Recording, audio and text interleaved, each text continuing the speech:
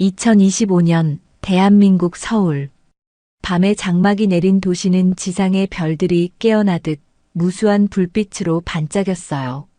그 중에서도 가장 압도적인 위용을 자랑하는 테헤란로의 한 마천루, 그 최상층부에 자리한 펜트하우스는 성공의 정점을 상징하는 공간이었죠.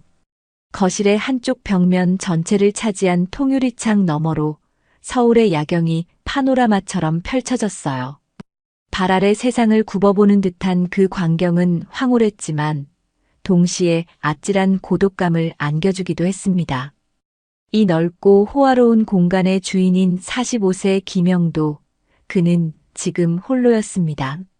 손에는 값비싼 크리스털 잔에 담긴 호박색 위스키가 들려 있었고 그의 시선은 저 멀리 도시의 불빛 어딘가를 향해 멍하니 고정되어 있었죠. 김영도. 그의 이름은 대한민국 IT 업계에서 하나의 전설과 같았어요. 아무것도 가진 것 없던 불우한 어린 시절을 딛고 일어나 오직 비범한 두뇌와 지독한 근성 하나만으로 국내 최대 IT 플랫폼 기업 중 하나인 넥스트스피어를 창업하고 키워낸 인물. 언론은 그를 21세기형 자수성가 신화 미다스의 손을 가진 혁신가라 칭송했고 젊은이들은 그를 롤 모델로 삼았어요. 그의 성공은 눈부셨고 그가 거머쥔 부와 명예는 상상을 초월하는 수준이었습니다. 그의 삶은 마치 잘 짜인 컴퓨터 프로그램처럼 정확하고 효율적으로 돌아갔어요. 매일 새벽 5시면 칼같이 일어나 헬스장으로 향했고 이동하는 차 안에서는 외국어 공부나 경제 뉴스 브리핑을 놓치지 않았어요. 회사에서는 1분 1초를 아껴 쓰며 숨 돌릴 틈 없이 업무에 몰두했죠. 그의 집무실은 밤늦게까지 불이 꺼지는 법이 거의 없었고 그의 지시는 늘 핵심을 꿰뚫는 간결함과 한치의 오차도 용납하지 않는 냉철함으로 유명했어요. 감정을 드러내는 일은 극히 드물었고 사적인 이야기를 하는 모습은 상상하기 어려웠죠. 직원들은 그의 압도적인 능력과 카리스마에 눌려 꼼짝 못하면서도 등 뒤에서는 피도 눈물도 없는 사이보그를 하고 수군거리기도 했어요. 하지만 그는 그런 평판에 조금도 개의치 않았습니다. 성공을 위해서는 불필요한 감정 소모는 거추장스러울 뿐이라고 생각했으니까요. 그에게는 비즈니스 파트너는 많았지만 마음을 나눌 친구는 없었고 스쳐 지나가는 연인은 있었지만 깊은 관계를 맺는 법은 없었어요. 가족은 그에게 가족이란 존재하지 않는 단어와 같았습니다. 명절이나 연말, 세상 사람들이 가족과 함께 따뜻한 시간을 보낼 때도 그는 늘 혼자였어요. 때로는 밀려드는 일에 파묻혀 외로움을 잊으려 했고, 때로는 값비싼 사치품이나 자극적인 유흥으로 마음의 허기를 달래보려 했지만, 그것들은 아주 잠시뿐인 마취제에 불과했죠. 화려한 성공이라는 껍데기 아래 그의 내면은 누구에게도 들키고 싶지 않은 깊은 상처와 지독한 고독으로 얼룩져 있었습니다. 특히 잠 못 이루는 깊은 밤이면 어김없이 그를 찾아오는 기억의 파편들이 있었어요. 아주 어릴 적 엄마의 손을 잡고 따라 나섰던 복잡한 시장길. 수많은 사람들, 시끄러운 소음, 정신없는 풍경 속에서 문득 돌아봤을 때 잡고 있던 엄마의 손이 사라져 있었던 그 찰나의 순간. 세상이 무너지는 듯한 공포 속에서 울부짖으며 엄마를 찾아 헤맸지만 결국 다시는 그 손을 잡을 수 없었던 그날의 기억. 엄마, 엄마 가지 마, 나 혼자 두지 마. 꿈속에서의 절규는 언제나 그를 식은 땀과 함께 현실로 끌어내렸어요.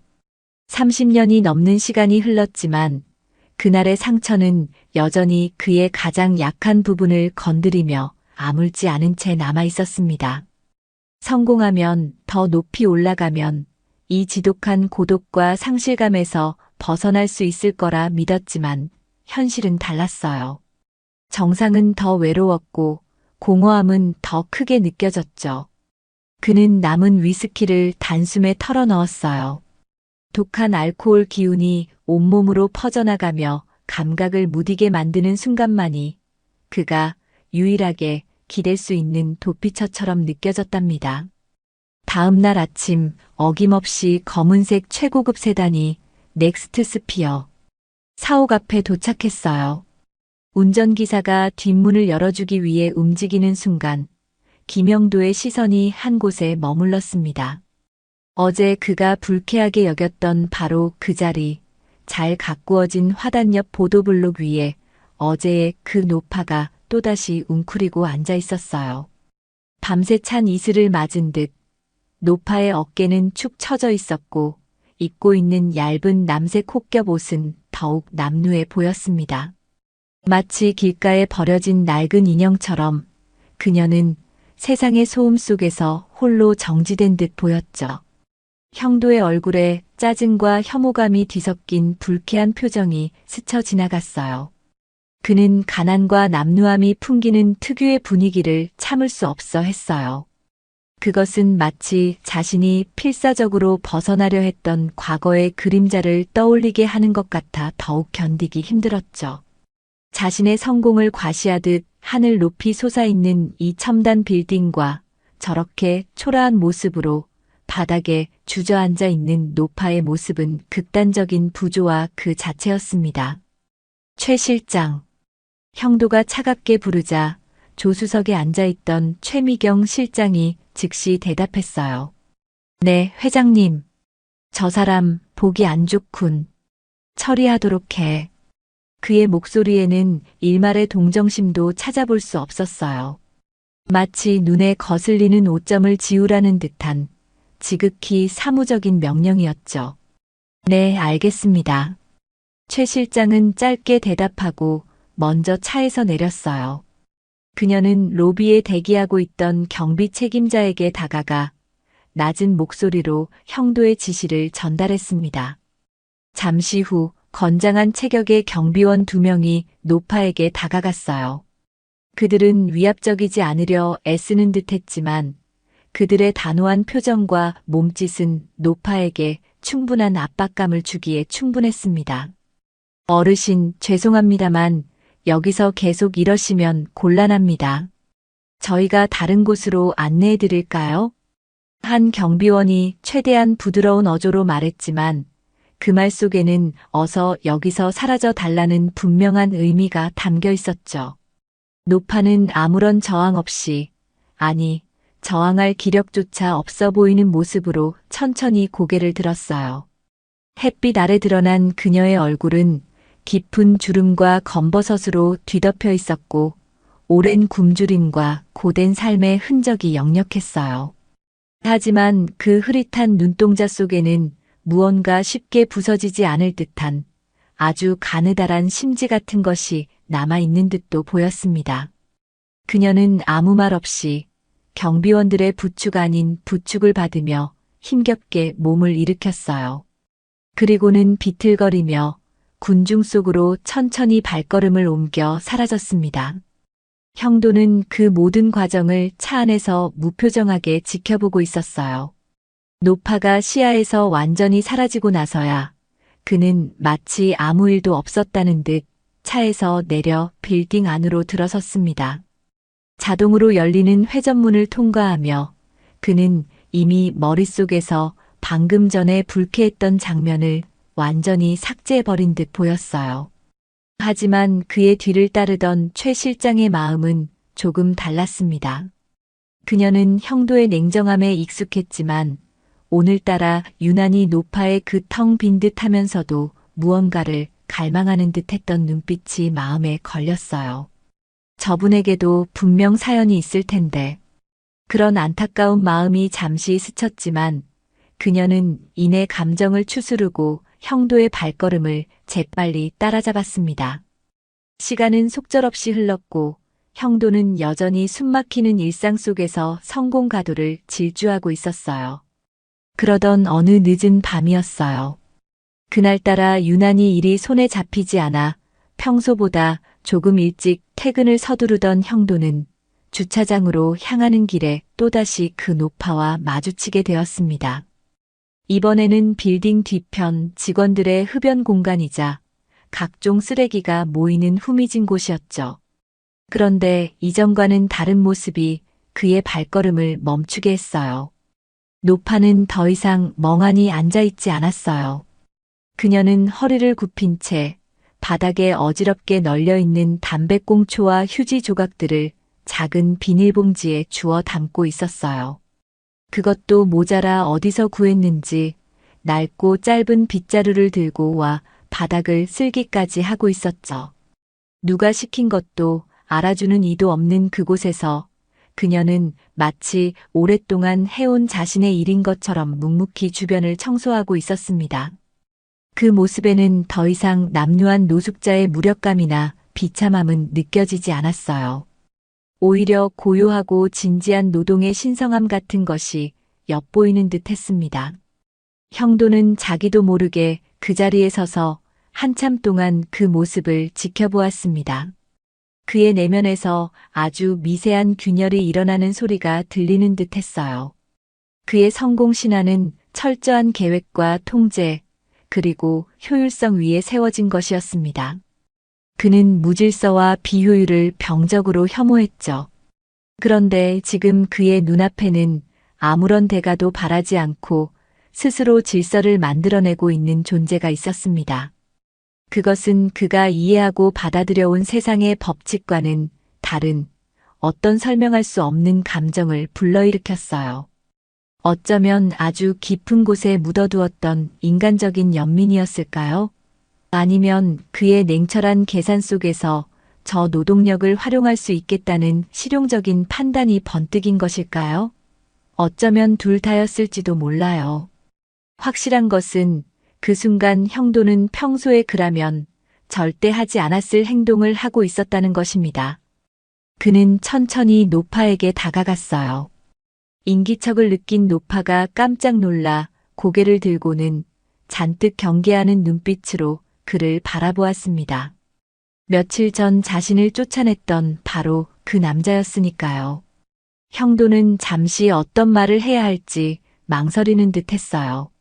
하지만 이내 그의 입에서는 다소 퉁명스럽지만 이전과는 다른 제안이 흘러나왔습니다. 저기 혹시 여기서 일해볼 생각 없으십니까? 매일 이렇게 청소하시는 것 같은데 정식으로요. 급여도 드릴 수 있습니다. 노파의 눈이 믿을 수 없다는 듯 크게 뜨였어요. 그녀는 자신의 귀를 의심하며 형도의 얼굴을 멍하니 바라보았습니다. 주름진 입술이 무언가 말을 하려는 듯 몇 번 달싹거렸지만 제대로 된 소리가 나오지는 못했죠. 저 같은 사람을 써주시겠다는 말씀이세요? 겨우겨우 쥐어짜낸 목소리는 심하게 떨리고 있었습니다.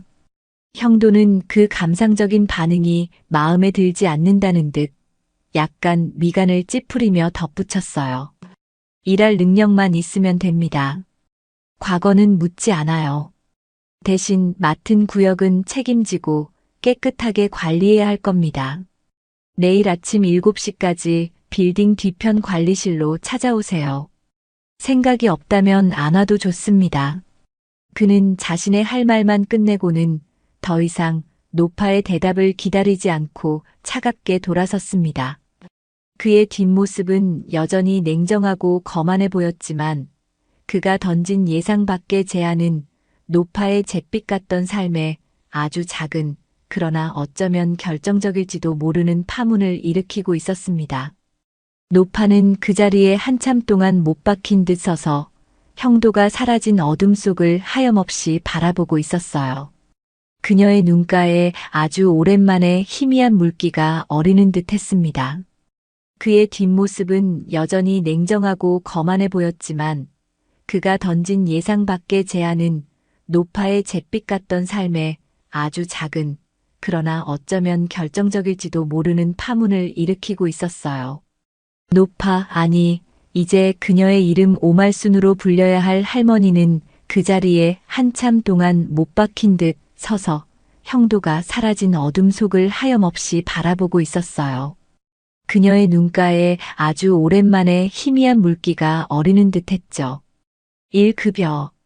수십 년 만에 처음 들어보는 자신에게 향하는 제안이었습니다. 믿을 수 없었고 믿기지도 않았어요. 하지만 가슴 한구석에서 아주 작은 불씨 같은 것이 타오르기 시작하는 것을 느꼈습니다. 어쩌면, 아주 어쩌면 이 지긋지긋한 길거리 생활을 끝낼 수 있을지도 모른다는 감히 품어본 적 없는 희망이었죠. 그날 밤 오말순 할머니는 평소처럼 다리 밑이나 지하철역 구석이 아닌 빌딩 뒤편에 조금 더 바람이 덜 부는 후미진 공간에서 웅크리고 잠을 청했어요. 딱딱하고 차가운 바닥이었지만 이상하게도 평소보다 마음은 조금 더 가벼운 것 같았어요. 내일 아침 7시 관리실. 그녀는 그 말을 밤새도록 주문처럼 되뇌었습니다. 정말 가도 될까? 나 같은 사람을 정말 써줄까? 혹시 나를 놀리거나 장난친 것은 아닐까? 수많은 의심과 두려움이 교차했지만 그녀는 날이 밝으면 그곳으로 가보기로 마음먹었습니다. 잃을 것이 더는 없는 삶이었기에 아주 작은 가능성이라도 붙잡고 싶었던 것이죠. 어둠 속에서 그녀는 낡고 해진 옷깃을 여미며 내일 아침 자신을 기다리고 있을지도 모를 아주 작은 변화를 간절히 기도했습니다. 다음 날 새벽 동이 트기도 전인 이른 시간에 오말순 할머니는 빌딩 뒤편 관리실 앞에 도착했어요. 밤새 제대로 잠들지 못해 퀭한 얼굴이었지만 눈빛에는 긴장감과 함께 희미한 결의 같은 것이 서려 있었죠. 관리실 문은 굳게 닫혀 있었고 그녀는 문 앞에서 한참을 서성이며 망설였습니다. 정말 들어가도 괜찮을까? 문전 박대당하는 것은 아닐까? 그녀가 용기를 내어 낡은 문을 두드리려던 순간 안에서 사람이 나오는 기척이 느껴졌어요. 관리실 직원이 문을 열고 나오다 말고 문 앞에 초라하게 서 있는 할머니를 보고는 잠시 놀란 표정을 지었습니다. 누구세요? 이른 아침부터 무슨 일로? 직원의 목소리에는 경계심이 묻어났어요. 할머니는 잔뜩 움츠러든 채 떨리는 목소리로 간신히 말했습니다. 저 어제 여기 사장님이 청소 일해보라고 그래서 왔는데요. 그녀의 말에 직원은 더욱 의아하다는 표정을 지었죠. 그때 뒤에서 최미경 실장의 목소리가 들렸습니다. 아, 어르신 오셨군요. 제가 기다리고 있었습니다. 들어오시죠. 어젯밤 형도에게 미리 지시를 받아둔 최 실장이 일부러 시간에 맞춰 관리실에 와 있었던 거예요. 최 실장은 할머니를 안으로 안내하며 따뜻한 차 한 잔을 건넸어요. 그리고는 미리 준비해둔 깨끗하지만 단순한 디자인의 청소부 유니폼과 작업화, 그리고 기본적인 청소 도구들을 내밀었죠. 오늘부터 여기서 일하시게 될 거예요. 제가 기본적인 것들은 알려드릴 테니 너무 걱정 마세요. 최 실장은 할머니가 위축되지 않도록 최대한 부드럽고 친절하게 설명해 주었습니다. 그녀는 할머니에게 샤워실 위치를 알려주고 갈아입을 옷과 기본적인 세면 도구를 챙겨주기까지 했어요. 아마도 형도의 지시에는 없는 최 실장 개인의 배려였을 겁니다. 따뜻한 물로 몸을 씻고 깨끗한 유니폼으로 갈아입은 오말순 할머니는 거울 앞에 서서 자신의 모습을 낯설게 바라보았어요. 수십 년 만에 처음 입어보는 제대로 된 옷이었습니다. 비록 청소부 유니폼이었지만 그녀에게는 세상 그 어떤 명품 옷보다 더 값지고 소중하게 느껴졌죠. 그녀는 다시 한번 마음을 다잡았습니다. 이 기회를 놓치지 않겠다고. 최선을 다해 일해서 다시는 길거리로 돌아가지 않겠다고. 그날부터 오말순 할머니의 새로운 삶이 시작되었어요. 그녀는 약속된 시간보다 항상 30분 먼저 출근했고 주어진 시간이 끝나도 맡은 구역의 청소가 완벽하게 끝나지 않으면 퇴근하는 법이 없었습니다. 처음에는 빌딩의 후미진 계단이나 지하 주차장, 기계실 같은 눈에 잘 띄지 않는 곳을 배정받았지만 그녀는 불평 한마디 없이 묵묵히 자신의 일에만 몰두했어요. 그녀의 손길이 닿는 곳은 놀라울 정도로 깨끗해졌습니다. 낡은 걸레 하나로도 구석구석 먼지 하나 남기지 않고 닦아냈고 흐릿했던 창문은 반짝반짝 윤이 났으며 아무렇게나 버려져 있던 쓰레기들은 깔끔하게 분리수거되어 정리되었죠.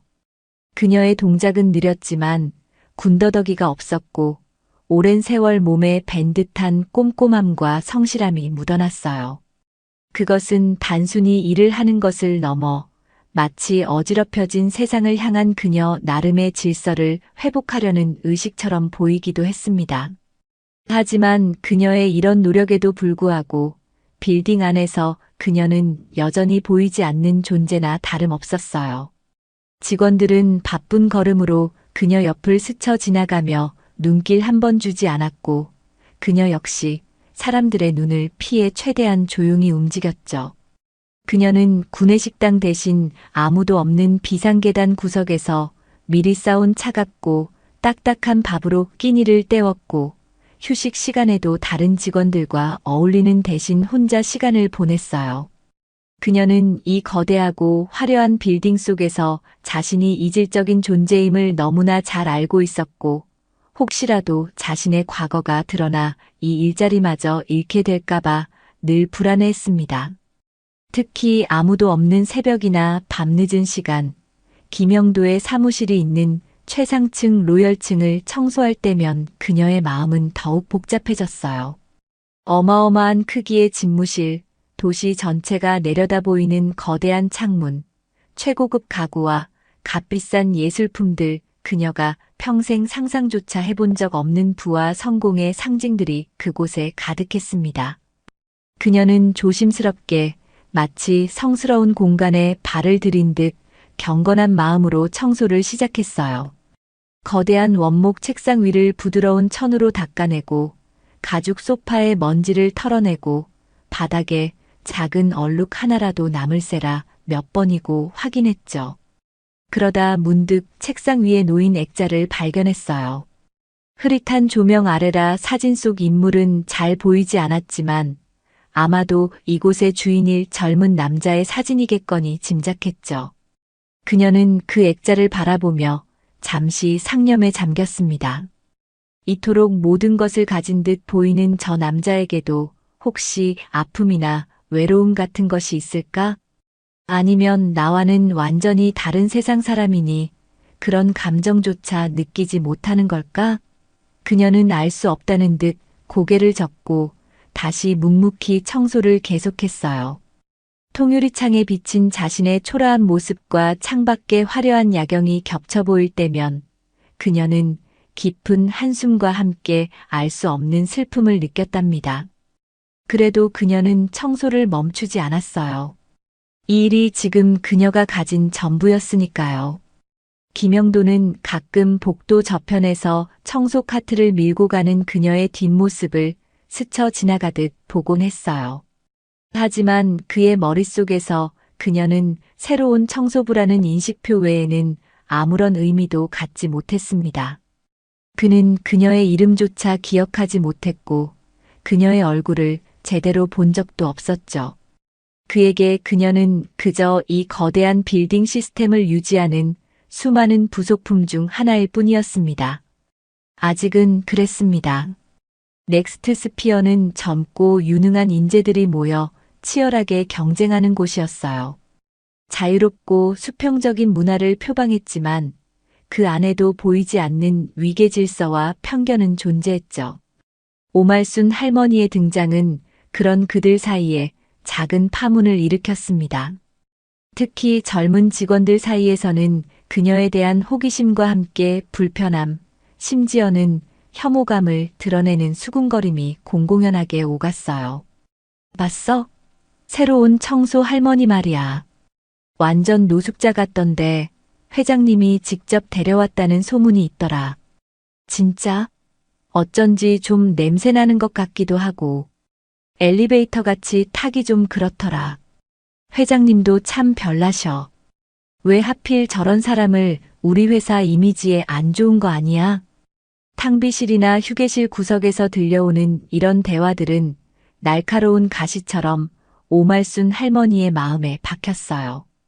그녀는 애써 못 들은 척했지만 얼굴은 화끈거렸고 가슴은 서늘하게 식어갔죠. 그녀는 더욱더 사람들의 눈을 피해 다녔고 꼭 필요한 말을 해야 할 때조차 목소리는 더욱 기어들어갔습니다. 하지만 모든 사람이 그런 것은 아니었어요.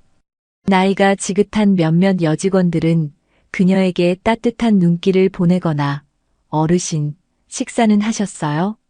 하고 먼저 말을 건네기도 했어요. 그럴 때면 할머니는 어색하게 웃으며 고개를 끄덕일 뿐이었지만 마음속으로는 깊은 감사함을 느꼈답니다. 이 모든 상황을 가장 가까이에서 지켜보고 있던 사람은 바로 최미경 실장이었어요. 그녀는 형도의 지시에 따라 할머니의 채용과 관리를 맡고 있었기에 자연스럽게 그녀를 자주 마주치게 되었죠. 처음에는 그녀 역시 다른 직원들처럼 약간의 편견을 가지고 할머니를 대했어요. 하지만 시간이 지나면서 그녀는 할머니의 남다른 성실함과 묵묵함, 그리고 남루함 속에 숨겨진 어떤 품위를 발견하게 되었습니다. 그녀가 청소한 곳은 언제나 흠잡을 데 없이 깨끗했고, 그녀는 단 한 번도 지각하거나 불평하는 일이 없었어요. 오히려 자신의 책임 구역이 아닌 곳까지 솔선수범해서 정리하는 모습을 보이기도 했죠. 최 실장은 또한 할머니가 휴게실 구석에서 도시락통을 꺼내 먹는 모습을 우연히 보게 되었어요. 도시락통 안에는 차갑게 식은 맨밥과 김치 몇 조각, 그리고 검은 콩자반이 전부였죠. 그 소박하다 못해 초라한 식사를 오랫동안 천천히 씹어 넘기는 할머니의 모습에서 최 실장은 가슴 시린 연민을 느꼈습니다. 그녀는 따뜻한 캔커피 하나를 뽑아 할머니에게 건네며 말을 걸었어요. 어르신, 식사 중이셨네요. 혹시 필요한 건 없으세요? 불편한 점 있으시면 언제든 저에게 말씀하세요. 할머니는 깜짝 놀라며 손사래를 쳤지만 그녀의 눈가에는 고마움과 함께 당혹감이 스쳐 지나갔어요. 아닙니다. 괜찮습니다. 신경 써주셔서 고맙습니다. 할머니는 황급히 도시락을 덮고 자리에서 일어났습니다. 최 실장은 그런 할머니의 뒷모습을 바라보며 더욱 깊은 생각에 잠겼어요. 할머니가 아들을 잃어버렸다고 했던 그 시장, 그 시기 그리고 형도가 아주 드물게 술 기운을 빌려 토로했던 어린 시절의 어렴풋한 기억들. 설마 했던 의심이 점점 더 구체적인 형상을 갖추기 시작하는 것을 느꼈습니다. 만약 정말 그렇다면 그녀는 감히 상상하기조차 어려운 엄청난 비밀 앞에서 몸을 떨었습니다. 그녀는 형도에게 조심스럽게 그의 어린 시절이나 가족에 대해 물어보려 몇 번 시도했지만 형도는 언제나 그랬듯 날카로운 방어벽을 치고 화제를 돌려버렸어요. 그의 그런 반응은 오히려 최 실장의 의심을 더욱 확신에 가깝게 만들 뿐이었죠. 그녀는 이 비밀을 어떻게 해야 할지, 그리고 언제 어떻게 형도에게 알려야 할지 몰라 깊은 고민에 빠졌습니다. 하지만 지금은 그저 두 사람을 조용히 지켜보는 수밖에 없다고 생각했어요. 시간은 그렇게 또 며칠 흘렀어요. 김영도는 여전히 일에 파묻혀 정신없는 나날을 보내고 있었죠. 중요한 해외 계약 건으로 인해 며칠 밤을 새우다시피 했고 극도의 피로와 스트레스에 시달리고 있었습니다.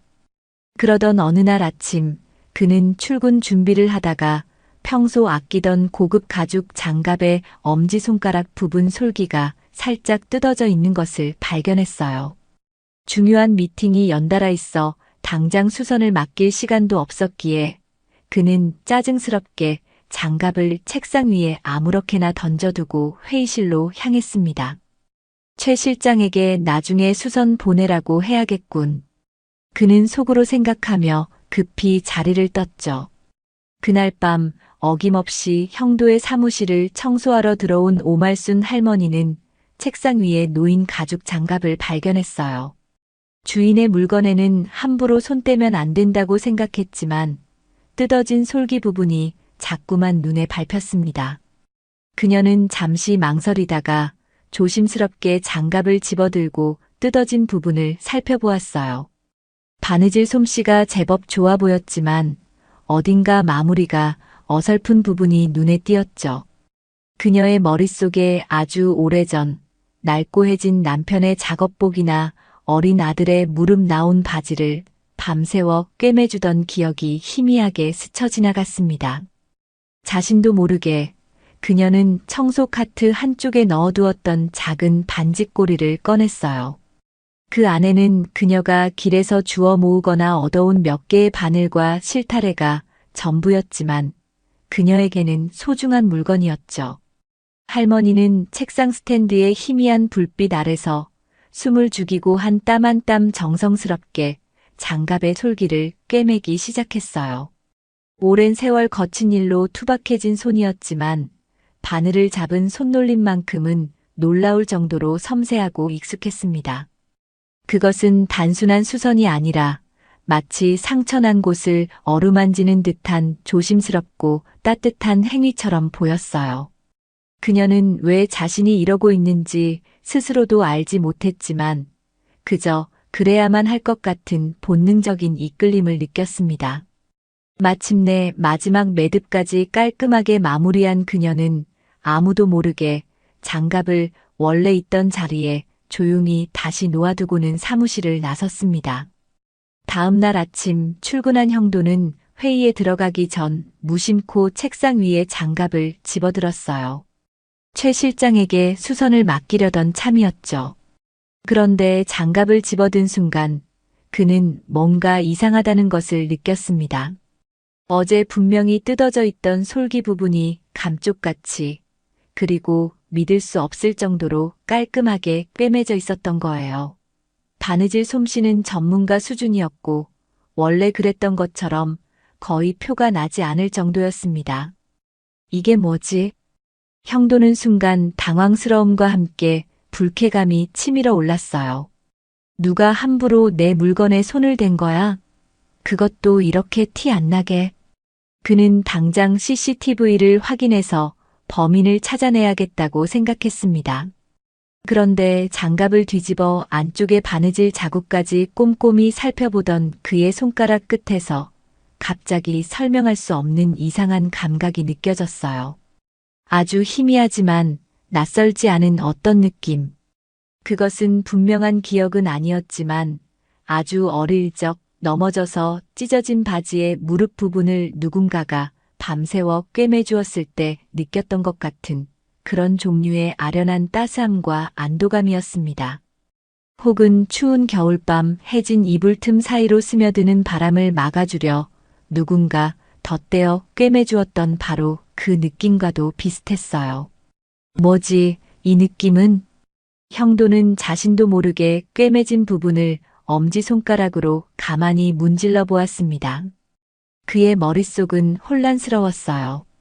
이성적으로는 누군가 자신의 물건에 함부로 손댄 것에 대해 분노해야 마땅했지만 감성적으로는 이 정교하고 따뜻한 바느질 솜씨 앞에서 아주 미세하게 마음이 흔들리고 있었습니다.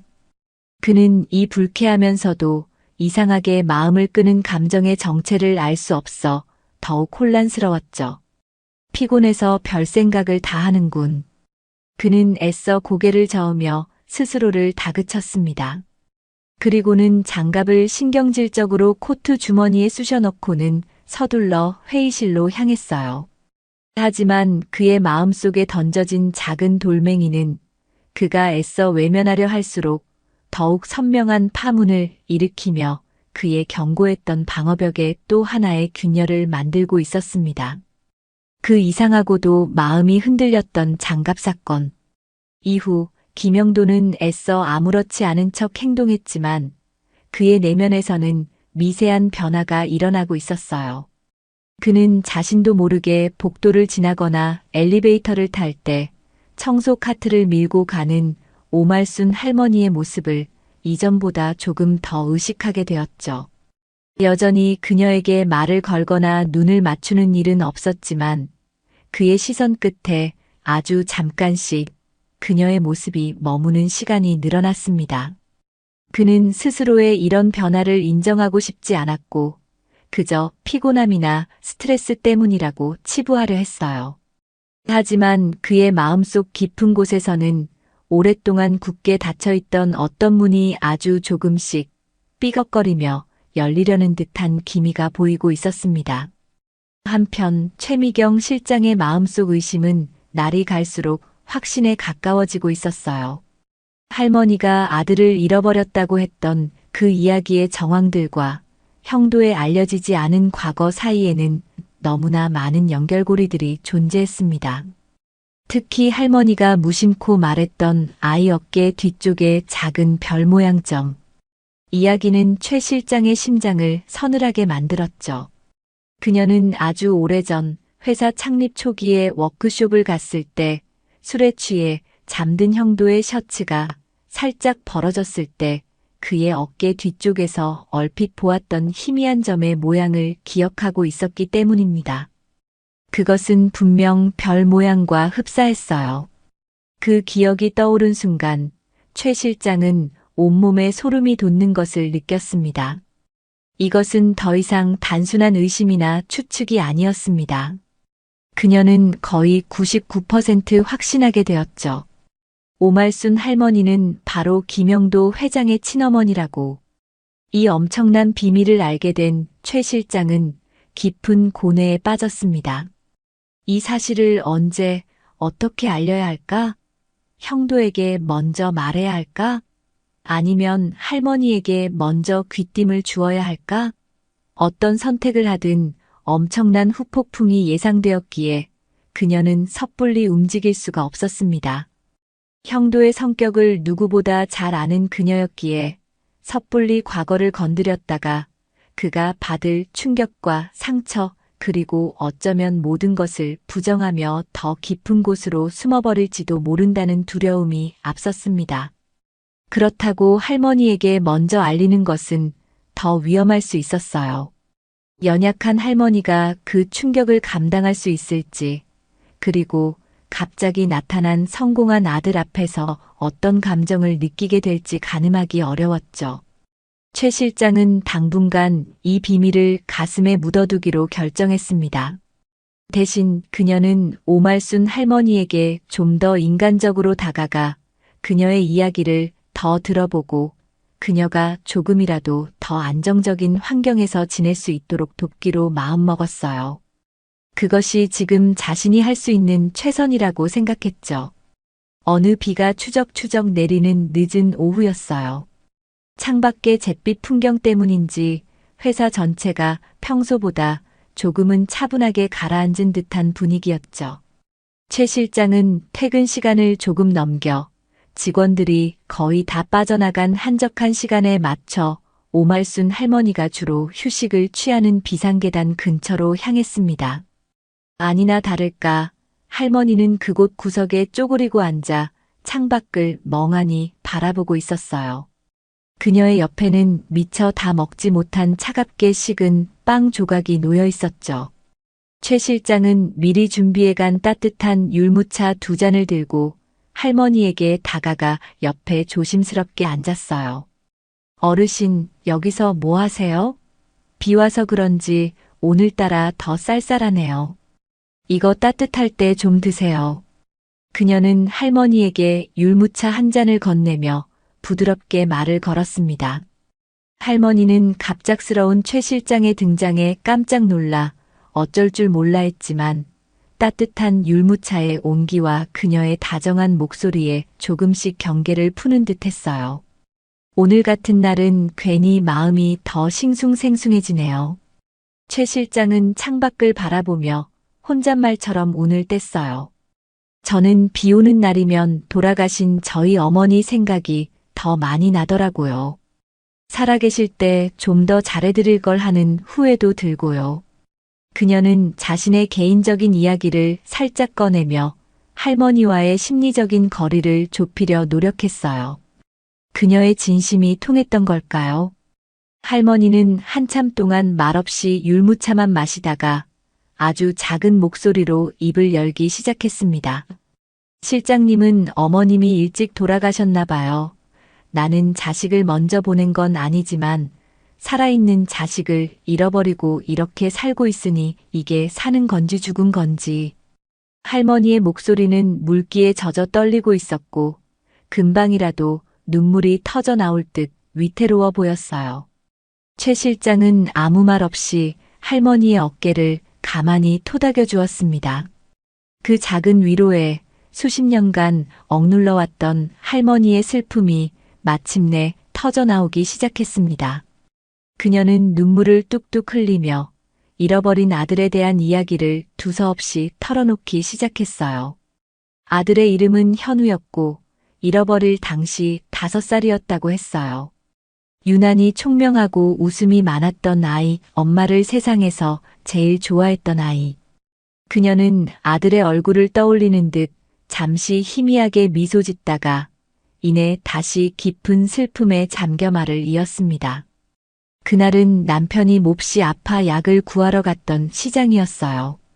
약값을 벌기 위해 좌판에서 작은 나무를 팔고 있었는데 잠깐 손님에게 정신이 팔린 사이 아들이 감쪽같이 사라져버렸다고 했습니다. 정말 눈 깜짝할 사이였어요. 바로 옆에 있었는데 손을 내가 잠시 놓쳤나 봐요. 그녀는 자책감에 몸부림치며 울먹였습니다. 그날 시장은 발 디딜 틈 없이 사람들로 붐볐고 그녀는 미친 사람처럼 현우야, 우리 현우 를 외치며 시장 전체를 헤집고 다녔지만 아들의 흔적은 어디에도 없었다고 했죠. 경찰에 신고도 했지만 그 시절에는 지금처럼 시스템이 잘 되어 있지 않아 결국 아이를 찾지 못했습니다. 그 후 그녀의 삶은 송두리째 무너져 내렸어요. 아들을 찾겠다는 일념 하나로 전국을 떠돌아다녔습니다. 보찜 하나 둘러매고 아들의 사진 한 장 품에 안고 혹시나 하는 마음에 고아원이며 절이며 이름 모를 시골 마을까지 샅샅이 뒤지고 다녔죠.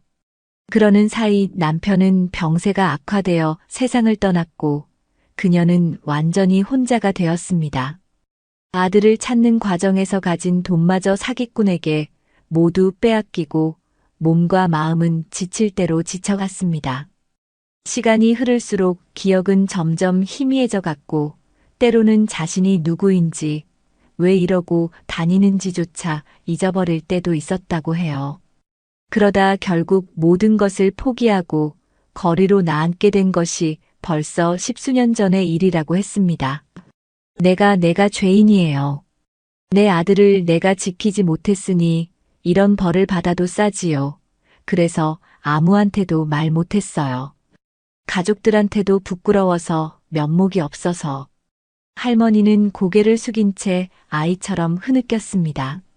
그녀의 어깨는 가늘게 떨리고 있었고 깊게 펜주름 사이로 흘러내리는 눈물은 그녀가 감내해야 했던 고통의 깊이를 말해주는 듯 했습니다. 최 실장은 차마 아무 말도 할 수가 없었어요. 그저 할머니의 등을 계속해서 쓸어내리며 함께 눈물을 흘릴 뿐이었죠. 할머니의 가슴 아픈 고백을 통해 그녀는 30년이라는 긴 세월 동안 한 여인이 겪어야 했던 처절한 슬픔과 고독, 그리고 자기 자신을 갉아먹는 깊은 죄책감을 고스란히 느낄 수 있었습니다. 그리고 동시에 이 기구한 운명의 여인이 바로 자신이 모시는 김영도 회장의 어머니라는 확신은 더욱 강해졌습니다. 그녀는 이제 더 이상 망설일 수 없다고 생각했어요. 어떻게든 이 비극적인 모자가 다시 만날 수 있도록 자신이 다리가 되어주어야 한다고 굳게 결심했습니다. 하지만 그 방법과 시기에 대해서는 여전히 신중해야만 했습니다. 그녀는 흐느끼는 할머니를 위로하며 마음속으로 앞으로 해야 할 일들을 조심스럽게 계획하기 시작했습니다. 비는 그칠 줄 몰랐고 두 여인의 눈물처럼 창밖으로 하염없이 흘러내리고 있었어요.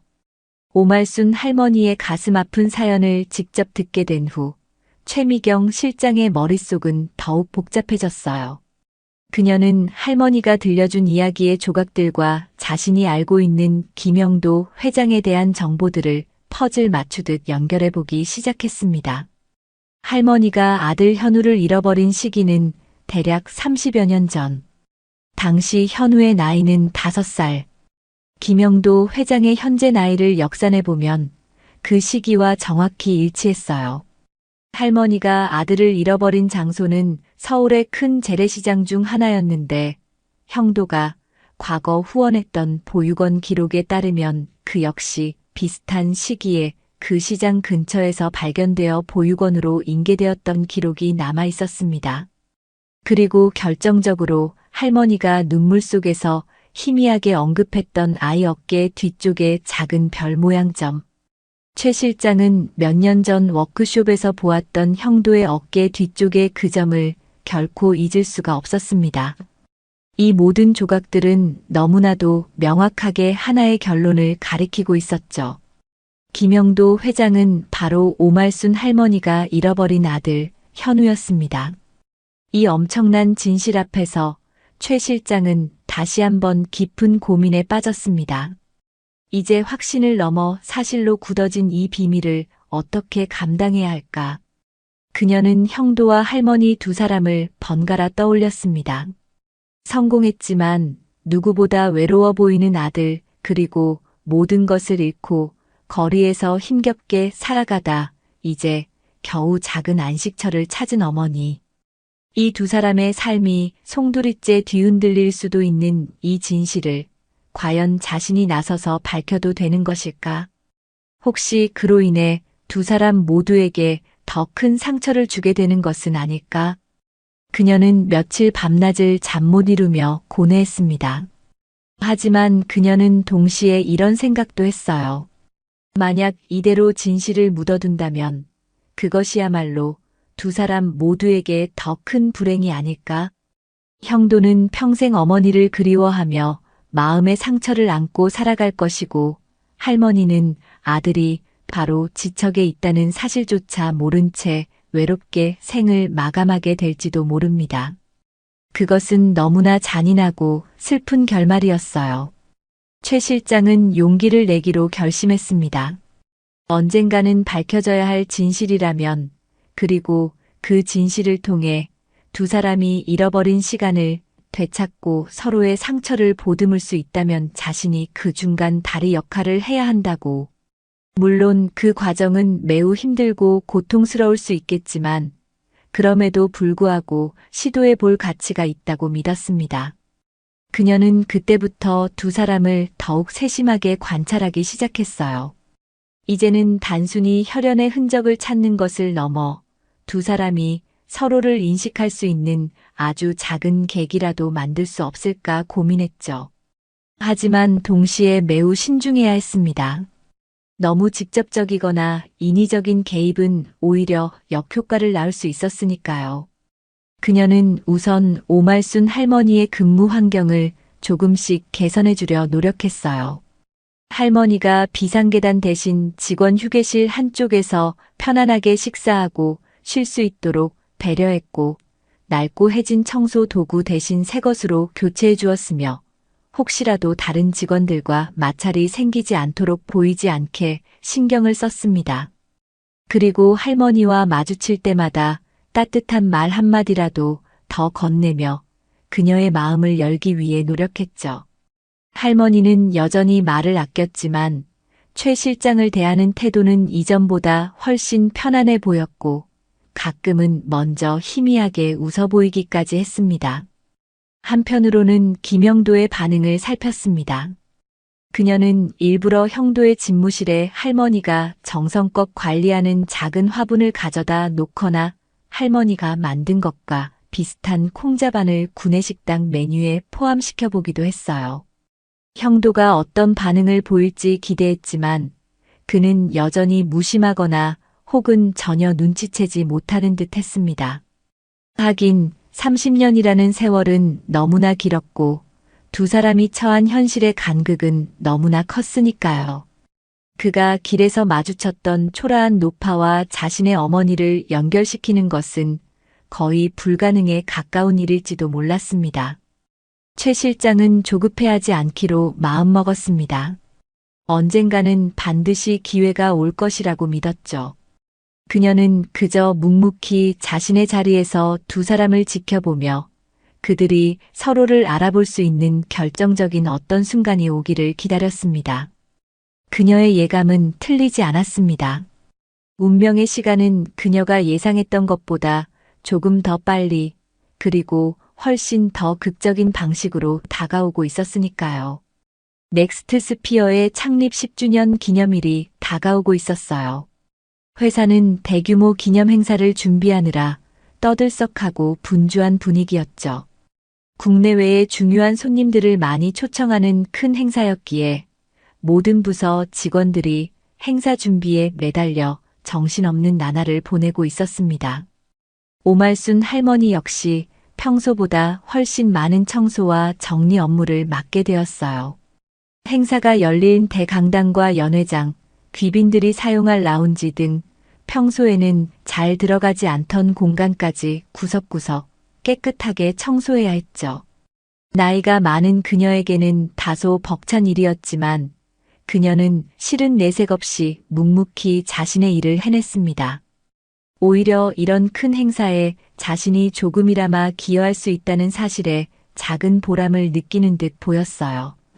행사 당일 아침, 최종 점검을 위해 모든 직원이 분주하게 움직이고 있었습니다.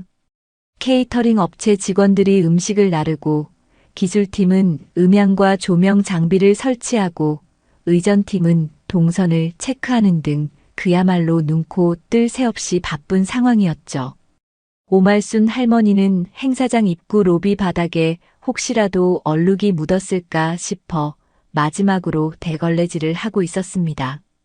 그때 무거운 장비를 옮기던 기술팀 직원이 실수로 전선에 발이 걸려 넘어지면서 할머니를 덮치는 아찔한 사고가 발생했습니다. 악! 둔탁한 소리와 함께 할머니가 바닥에 쓰러졌고 주변에 있던 사람들이 깜짝 놀라 비명을 질렀습니다. 마침 최종 리허설 상황을 점검하기 위해 로비에 나와 있던 김영도가 그 소리를 듣고 즉시 달려왔습니다. 바닥에 쓰러져 신음하는 사람은 다름 아닌 자신이 고용한 그 청소부 할머니였죠. 그의 얼굴에 순간 짜증과 당혹감이 스쳐 지나갔습니다. 이 중요한 순간에 이게 무슨 소란이란 말인가. 하지만 쓰러진 할머니가 미동도 없이 고통스러워하는 모습을 보자 그는 자신도 모르게 몸을 낮춰 그녀의 상태를 살폈습니다. 괜찮으십니까? 어디 다치신 데는 없어요? 그의 목소리는 여전히 딱딱했지만 평소와는 다른 걱정스러움이 희미하게 묻어났어요. 그가 할머니를 부축하여 일으키려 팔을 잡는 순간이었습니다. 할머니의 낡고해진 유니폼 소매가 위로 말려 올라가면서 팔 안쪽에 있는 희미하지만 독특한 모양의 상처 자국이 그의 눈에 확 들어왔습니다. 그것은 마치 초승달 같기도 하고 혹은 오래된 불에 데인 자국 같기도 한 그런 기묘한 모양의 흉터였어요. 그 흉터를 본 순간 형도의 온몸이 그대로 얼어붙는 듯 했습니다. 시간이 멈췄고 주변의 모든 소음이 사라졌어요. 그의 머릿속에서는 마치 오래된 필름이 돌아가듯 잊고 있었던 아주 어릴 적의 한 장면이 섬광처럼 스쳐 지나갔습니다. 부엌에서 뜨거운 주전자에 데어 울고 있는 자신을 달래며 엄마가 자신의 팔에 약을 발라주던 모습. 그때 엄마의 팔 안쪽에도 똑같은 모양의 흉터가 있었습니다. 어린 그가 신기하다는 듯 손가락으로 그 흉터를 만지작거리자 엄마가 아이고 우리 아들. 엄마 아야 했네라며 희미하게 웃어주었던 바로 그 기억. 형도는 숨을 쉴 수가 없었습니다. 눈앞에 이 초라한 할머니와 기억 속에 젊고 따뜻했던 어머니의 모습이 도저히 하나로 연결되지 않았지만 저 흉터만큼은 너무나도 선명하게 일치했습니다. 그의 눈동자는 극도의 혼란과 불신으로 격렬하게 흔들렸고 잡고 있던 할머니의 팔을 자신도 모르게 놓칠 뻔했습니다. 바로 그때 정신을 잃어가던 할머니의 입에서 아주 작은 잠꼬대 같은 소리가 흘러나왔습니다. 현우야, 우리 현우 아가. 현우. 그것은 바로 김영도의 어릴 적 이름이었습니다. 세상에 그 이름을 기억하는 사람은 아무도 없다고 생각했습니다. 그 자신조차 오랫동안 잊고 살았던 이름. 그런데 지금 이 흉터를 가진 할머니의 입에서 자신의 옛 이름이 흘러나온 것입니다. 형도는 마치 거대한 망치로 머리를 얻어맞은 듯한 충격에 휩싸였습니다. 흉터, 그리고 이름. 이것은 결코 우연일 수 없었습니다. 지난 몇 달간 어렴풋이 느꼈던 이상한 감정들, 익숙했던 노랫가락, 정성스럽게 꿰매진 장갑, 그리고 최 실장의 의미심장했던 눈빛까지 모든 조각들이 하나의 끔찍하고도 믿을 수 없는 진실을 향해 돌진하고 있었습니다. 눈앞에 이 남루한 노파가 바로 자신이 30년 넘게 찾아 헤맸던, 그리고 마음속 깊이 그리워했던 어머니일지도 모른다는 사실.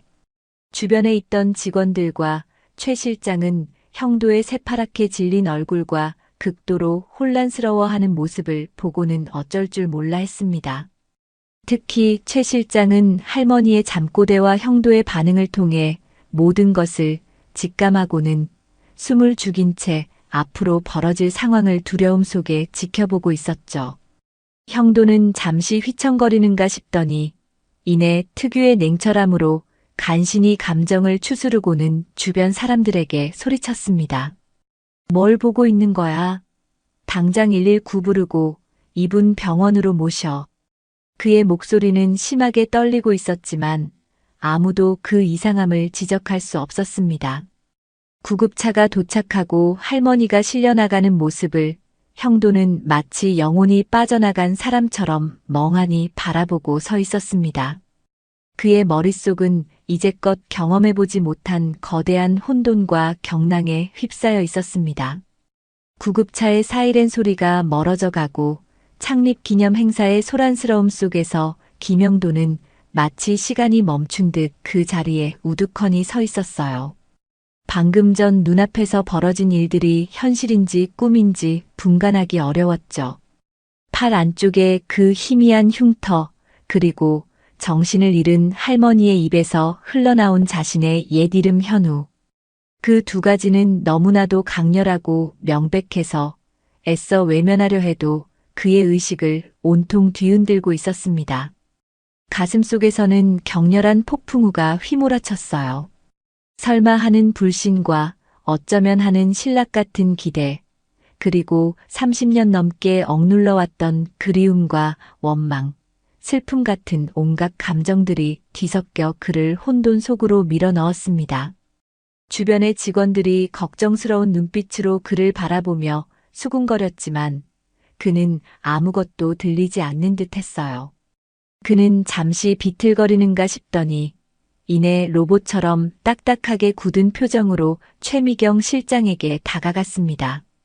그의 눈빛은 이전의 냉철함과는 다른 어딘가 위태롭고 절박한 빛을 띠고 있었죠. 최 실장, 행사는 알아서 마무리하도록 해. 난 급한 볼일이 생겨서 먼저 들어가 봐야겠어. 그의 목소리는 낮고 잠겨 있었지만 그 안에 담긴 무게감은 누구도 감히 거역할 수 없는 것이었어요. 그는 더 이상 아무 말 없이 마치 무언가에 쫓기듯 비틀거리며 행사장을 빠져나갔습니다. 그의 갑작스러운 퇴장에 직원들은 당황했지만 최 실장은 그의 뒷모습을 바라보며 직감했습니다. 이제 판도라의 상자는 열렸고 김영도 회장은 자신의 과거와 정면으로 마주하기 위한 길고도 힘든 여정을 시작했다는 것을요. 그날 밤 형도는 자신의 펜트하우스에 돌아와서도 잠을 이룰 수가 없었어요. 그는 서재에 틀어박혀 밤새도록 서류를 뒤적이고 인터넷을 검색했습니다. 30년 전의 기억을 되살리려 애썼지만 어린 시절의 기억은 안개처럼 흐릿하고 파편적이어서 명확한 그림을 그리기 어려웠죠. 확실한 것은 시장에서 엄마를 잃어버렸다는 사실과 그 후 한동안 보육원에서 지냈다는 것, 그리고 엄마의 팔에 있던 그 독특한 흉터였습니다. 그는 오말순이라는 이름과 현우라는 자신의 옛 이름, 그리고 그 흉터를 단서로 인터넷 검색을 해보았지만 그 방대한 정보의 바다 속에서 의미 있는 실마리를 찾기란 불가능에 가까웠어요. 답답함과 초조함이 그의 가슴을 짓눌렀습니다. 다음 날 아침 밤새 한숨도 자지 못해 퀭한 모습의 형도는 최 실장을 자신의 집무실로 호출했습니다. 그의 눈빛은 전날보다 더 깊고 어두워져 있었지만 동시에 무언가를 알아내고야 말겠다는 강한 의지가 서려 있었죠. 그는 집무실 문을 잠그고 최 실장에게 단도직입적으로 물었습니다. 그의 목소리는 낮고 떨리고 있었어요. 최 실장 어제 쓰러진 그분 오말순 씨라고 했나? 그분에 대해 아는 거 전부 말해봐. 하나도 숨김없이. 최 실장은 올 것이 왔다는 생각에 마른 침을 삼켰습니다. 그녀는 잠시 형도의 눈을 피했지만 이내 마음을 굳힌 듯 그를 똑바로 바라보며 조심스럽게 입을 열었어요.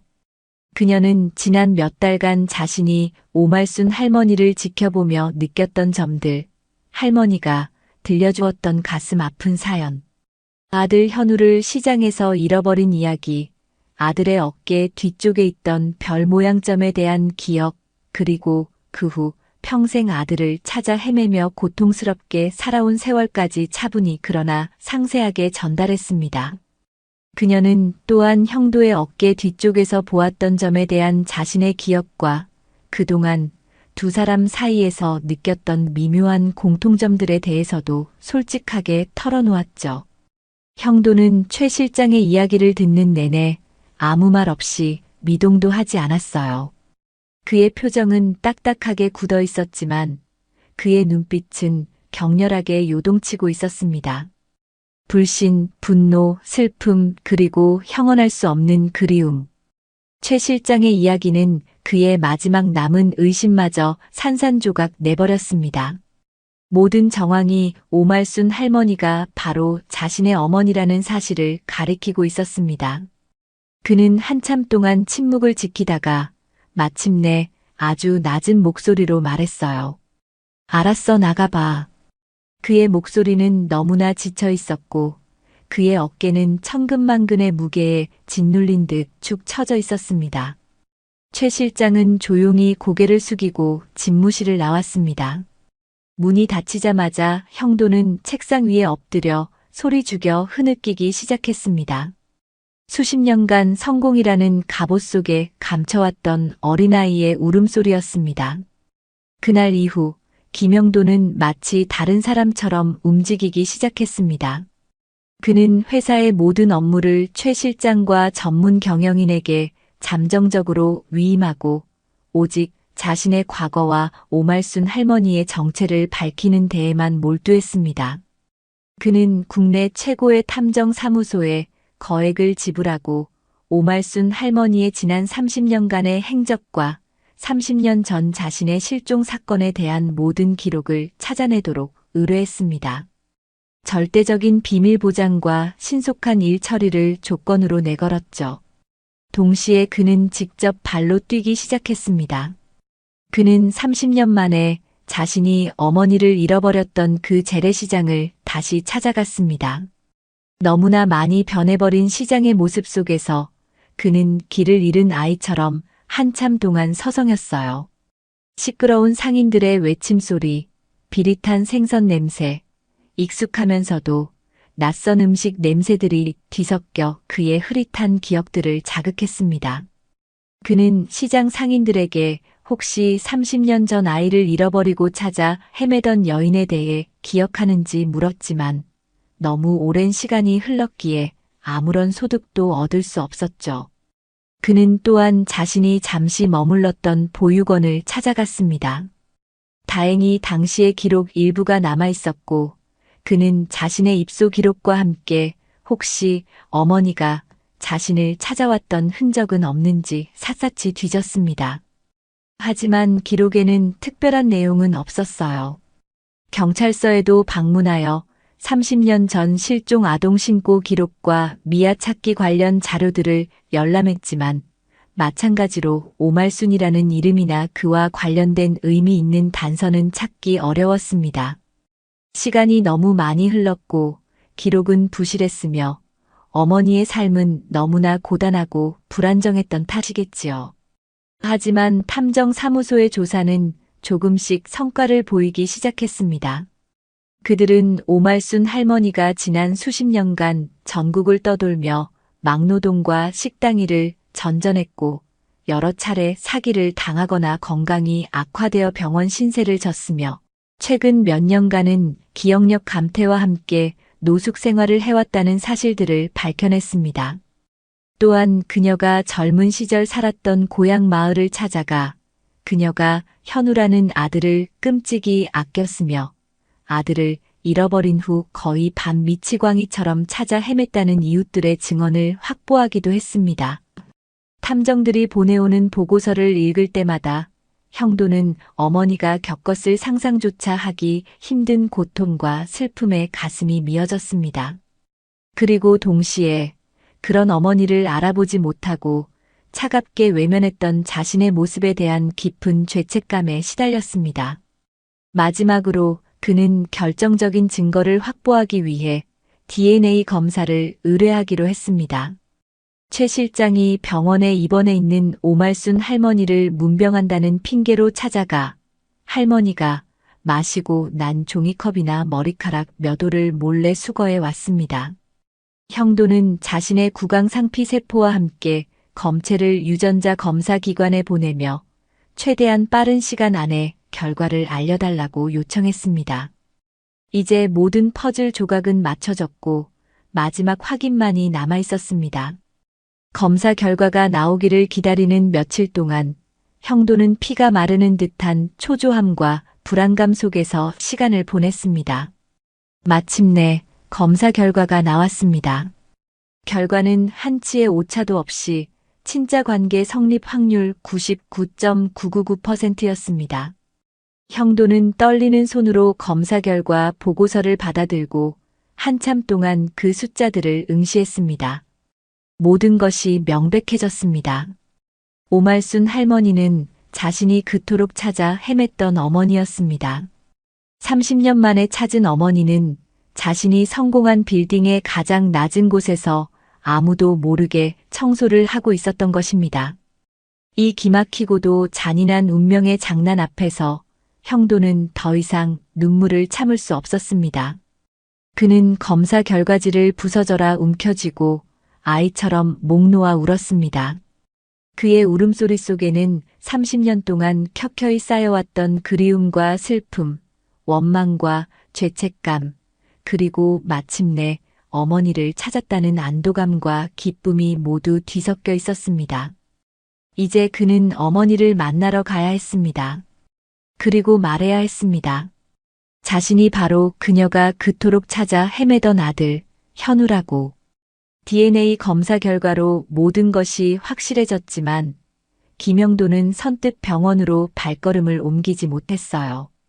어머니를 만난다는 사실 자체는 기뻤지만 동시에 두려움이 그의 발목을 잡았습니다. 30년 만에 나타난 아들을 어머니는 과연 반가워하실까? 혹시 나를 원망하지는 않으실까? 지금의 내 모습이 초라하게 늙어버린 당신 앞에서 너무나 성공한 아들의 모습이 오히려 어머니에게 더 큰 상처가 되지는 않을까? 그리고 무엇보다 나는 어머니 앞에서 어떤 표정을 지어야 하고 무슨 말을 해야 할까? 수많은 생각들이 그의 머릿속을 어지럽혔습니다. 그는 지난 며칠간 그랬던 것처럼 밤새 잠 못 이루고 뒤척였습니다. 그는 서재 깊숙한 곳에서 먼지 쌓인 낡은 앨범 하나를 꺼내 펼쳐보았습니다. 그 안에는 아주 어릴 적 젊고 아름다웠던 어머니와 함께 찍은 몇 장의 흑백 사진들이 빛바랜 채 남아 있었죠. 사진 속 어머니는 환하게 웃고 있었고 그 옆에 어린 자신은 행복한 표정으로 어머니에게 매달려 있었습니다. 그는 사진 속 어머니의 모습과 병실 침대에 누워있던 초라한 할머니의 모습을 번갈아 떠올렸습니다. 너무나 다른 두 모습이었지만 그 눈빛 깊은 곳에 담긴 따스함만은 어쩐지 닮아 있는 것 같기도 했습니다. 그는 앨범을 덮고 자리에서 일어섰습니다. 더 이상 망설일 시간이 없었습니다. 그는 용기를 내어 어머니를 만나러 가기로 결심했습니다. 다음 날 오후 형도는 정장 대신 조금은 편안한 캐주얼 차림으로 병원을 찾았습니다. 혹시라도 어머니가 위화감을 느낄까봐 신경 쓴 나름의 배려였죠. 최 실장은 병실 앞까지만 그를 배웅하고 두 사람만의 시간을 위해 조용히 자리를 비켜주었습니다. 형도는 병실 문 앞에서 크게 심호흡을 했습니다. 심장이 미친 듯이 뛰고 손바닥에는 땀이 흥건했지만 그는 애써 침착함을 유지하려 노력하며 천천히 문을 열고 안으로 들어섰습니다. 병실 침대에는 오말순 할머니가 창밖을 멍하니 바라보며 앉아 있었어요. 며칠 동안 병원에서 영양 공급과 치료를 받아서인지 안색은 처음 봤을 때보다는 훨씬 좋아 보였지만 여전히 그녀의 모습은 병약하고 외로워 보였습니다. 인기척에 할머니가 고개를 돌렸고 문 앞에 서 있는 형도를 보고는 조금 놀란 듯 눈을 동그랗게 떴습니다. 아니, 회장님이 어쩐 일로 여기까지. 그녀는 당황하며 몸을 일으키려 했지만 형도가 조용히 손짓으로 만류했습니다. 형도는 천천히 침대 옆으로 다가가 의자에 앉았습니다. 무슨 말부터 꺼내야 할지 몰라 잠시 침묵이 흘렀어요.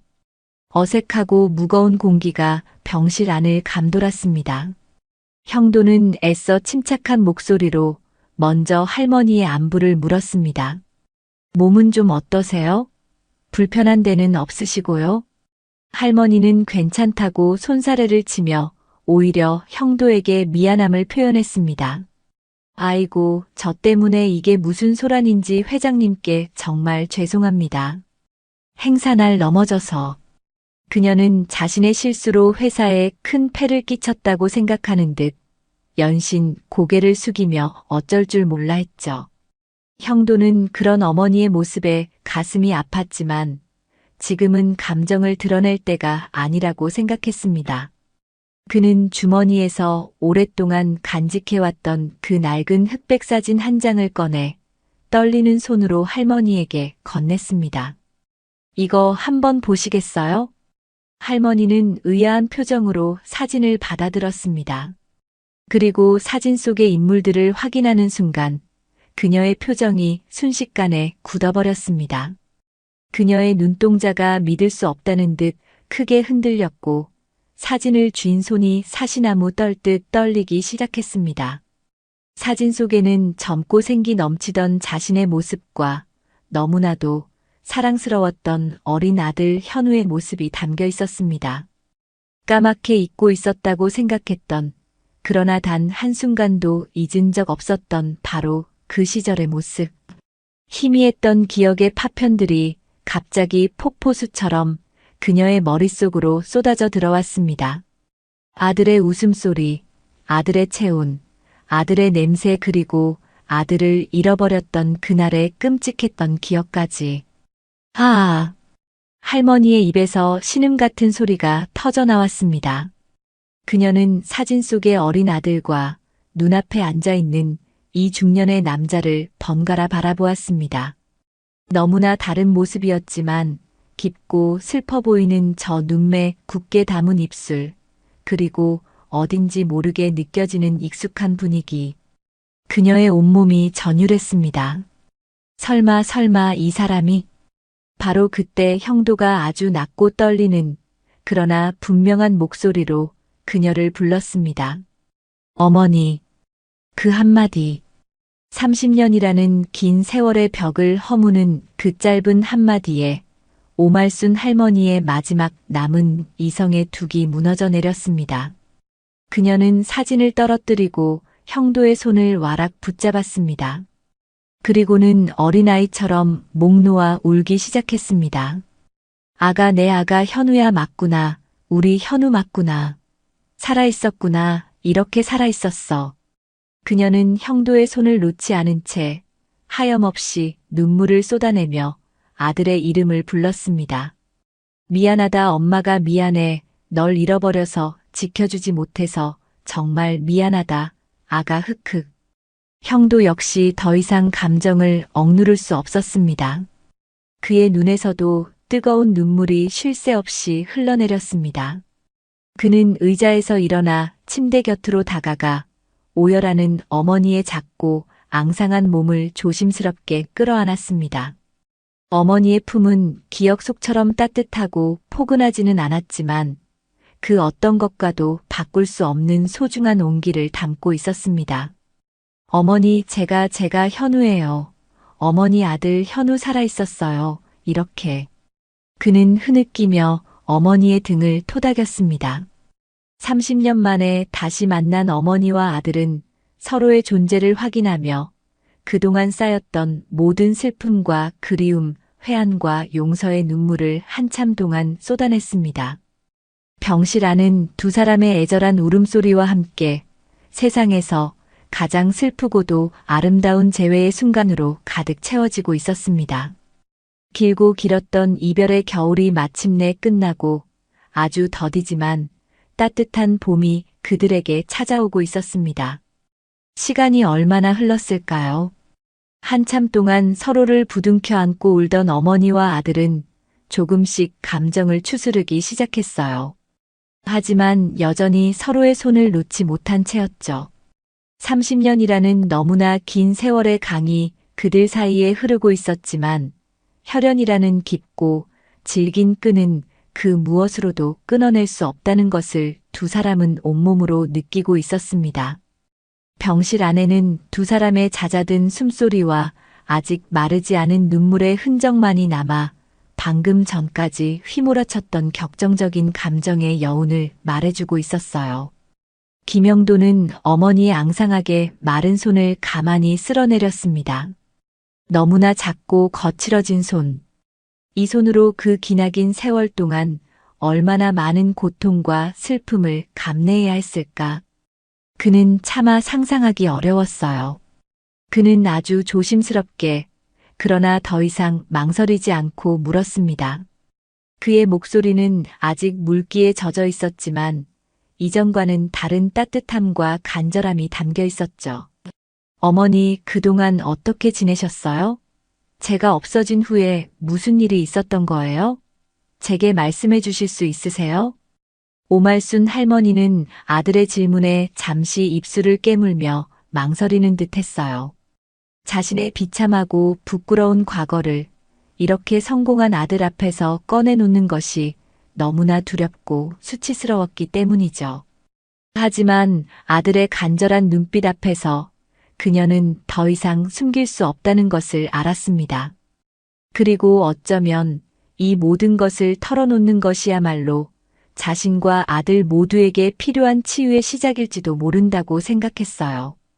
그녀는 마른 침을 삼키고 아주 천천히 그러나 담담하게 지난 30여 년의 시간을 거슬러 올라가기 시작했습니다. 그녀의 목소리는 때로는 떨렸고 때로는 눈물에 잠겼지만 그녀는 애써 기억을 더듬으며 이야기를 이어갔어요. 그날 시장에서 너를 잃어버리고 나는 정말 제정신이 아니었단다. 온 세상을 다 뒤져서라도 너를 찾아야 한다는 생각밖에 없었어. 그녀는 시장 바닥에 주저앉아 목 놓아 울던 자신의 모습, 며칠 밤낮을 먹지도 자지도 않고 미친 사람처럼 아들의 이름만 부르며 헤매던 순간들을 떠올렸어요. 경찰서에 가서 실종 신고를 하고 전단지를 만들어 사방팔방에 붙이고 다녔지만 아들의 행방은 묘연했습니다. 당시에는 지금처럼 CCTV 같은 것도 없었고 시스템도 허술해서 한번 잃어버린 아이를 찾는 것은 하늘의 별 따기나 마찬가지였죠. 내 아버지는 그때 몸이 많이 아팠잖니. 내가 너를 잃어버렸다는 소식을 듣고는 충격에 더 자리에 누워버렸어. 그리고 얼마 안 가서 결국 그녀는 남편의 임종조차 제대로 지키지 못했던 나를 떠올리며 다시 눈물을 글썽였습니다. 아들을 잃은 슬픔과 죄책감, 그리고 남편마저 떠나보낸 절망감 속에서 그녀는 완전히 혼자가 되었습니다. 하지만 그녀는 포기할 수 없었어요. 어떻게든 아들을 찾아야 한다는 일념 하나로 다시 일어섰습니다. 가진 돈을 모두 털어 전국을 돌아다니기 시작했어요. 아들을 봤다는 거짓 제보에 속아 사기를 당하기도 하고 낯선 도시에서 일자리를 구하지 못해 며칠씩 굶기도 부지기수였죠.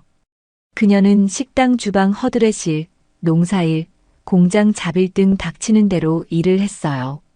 그렇게 번 돈은 차비와 최소한의 생계비를 제외하고는 모두 아들을 찾는 데 썼습니다. 고아원이나 보육원이라는 소리만 들리면 무작정 찾아가 혹시 자기 아들이 있는지 물었고 용하다는 점쟁이나 무당을 찾아가 아들의 생사를 묻기도 했어요. 하지만 세월은 무심하게 흘러갔고 아들에 대한 소식은 어디에서도 들을 수 없었습니다. 시간이 갈수록 몸도 마음도 지쳐가더구나. 너를 찾아야 한다는 생각은 간절했지만 내 얼굴조차 점점 희미해져 가는 것 같아 너무 두려웠어. 그녀는 오랜 영양실조와 고된 노동, 그리고 극심한 스트레스로 인해 건강이 급격히 나빠졌다고 했어요. 관절염으로 다리를 절게 되었고 기억력도 눈에 띄게 감퇴하기 시작했죠. 때로는 자신이 어디로 가고 있는지, 무엇을 하고 있는지조차 잊어버리는 날들이 늘어났습니다. 그러다 보니 일자리에서도 쫓겨나기 일쑤였고 결국에는 가진 것을 모두 잃고 거리로 나앉게 되었다고 했습니다. 길에서 살면서 정말 많은 생각을 했단다. 내가 왜 이렇게 살아야 하나, 내가 무슨 죄를 지었기에 하지만 결국은 다 내 탓이라는 생각밖에 안 들더구나.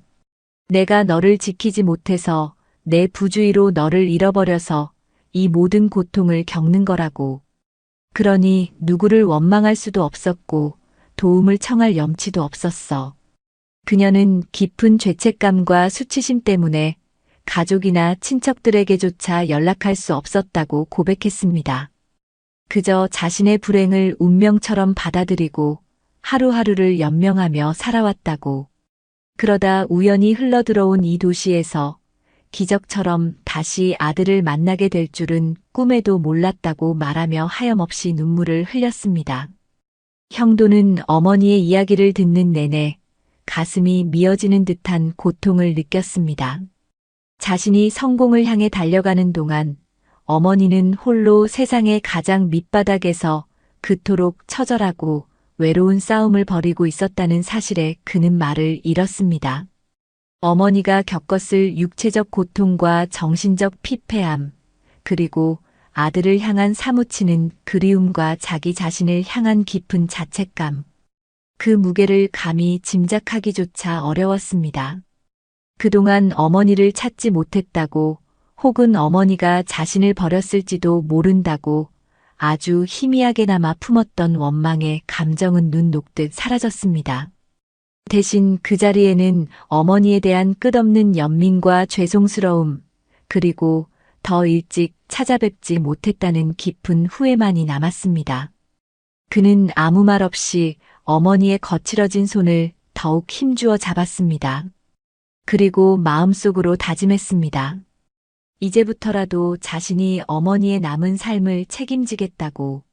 어머니가 겪었던 고통의 시간들을 조금이라도 보상해드리고 세상에서 가장 편안하고 행복한 시간을 보낼 수 있도록 해드리겠다고. 며칠 후 오말순 할머니는 마침내 퇴원 수속을 밟고 병원을 나섰습니다. 모든 병원비는 형도가 조용히 처리했고 그는 어머니를 자신의 집인 펜트하우스로 직접 모시고 갔습니다. 최 실장은 할머니가 입을 편안한 새 옷가지와 필요한 생필품들을 미리 준비해 두었죠. 하지만 최고급 세단에 올라타는 순간부터 할머니는 잔뜩 긴장하고 위축된 모습이었습니다.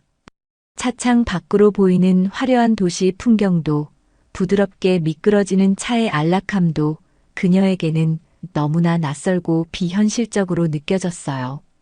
마침내 도착한 펜트하우스. 현관문을 열고 들어서는 순간 오말순 할머니는 입을 다물지 못했습니다. 눈앞에 펼쳐진 것은 평생 상상조차 해본 적 없는 마치 궁전처럼 넓고 화려한 공간이었습니다. 높은 천장, 번쩍이는 대리석 바닥, 값비싸 보이는 가구와 그림들. 그녀는 자신이 발을 디뎌도 되는 곳인지조차 확신할 수 없어 현관 앞에서 머뭇거렸습니다. 어머니, 어서 들어오세요. 이제 여기가 어머니 집이에요. 형도가 애써 부드러운 목소리로 말했지만 할머니는 여전히 어색하고 불안한 표정으로 집안을 둘러볼 뿐이었죠. 형도는 어머니를 위해 가장 전망이 좋고 아늑한 방을 미리 준비해 두었습니다. 최고급 침구와 가구, 그리고 전용 욕실까지 갖춰진 방이었죠. 하지만 할머니는 그 방에 들어서는 것조차 부담스러워했습니다. 아이고, 나는 이런 좋은 방은 과분해요. 그냥 거실 구석이나 아니면 예전에 쓰던 관리실 쪽방 같은 데서 지내도 괜찮은데. 그녀는 손사래를 치며 뒷걸음질 쳤습니다. 형도는 그런 어머니의 모습에 안타까움을 느끼면서도 어떻게 대해야 할지 몰라 잠시 난감함을 느꼈어요. 그는 어머니가 오랜 노숙 생활로 인해 스스로를 낮추는 것에 익숙해져 있다는 것을 깨달았습니다. 그는 어머니의 손을 잡고 침대에 앉히며 말했습니다. 어머니는 이제 제 어머니세요. 세상에서 가장 좋은 것만 누리셔야 해요. 아무 걱정 마시고 여기서 편히 쉬세요. 그의 말에 할머니는 또다시 눈시울을 붉혔습니다. 그렇게 어머니와 아들의 어색한 동거가 시작되었어요. 30년이라는 긴 세월의 간극과 너무나도 달라져 버린 서로의 환경은 생각보다 큰 벽이었습니다. 형도는 어머니에게 좋은 음식을 해드리고 싶어 최고급 레스토랑의 셰프를 집으로 불렀지만 할머니는 그런 화려한 음식보다는 자신이 직접 끓인 된장찌개나 나물 반찬을 더 편안해했습니다. 형도는 어머니에게 좋은 옷을 사드리고 싶어 백화점에 모시고 갔지만 할머니는 비싼 옷보다는 시장에서 파는 편안한 몸빼 바지를 더 좋아했죠.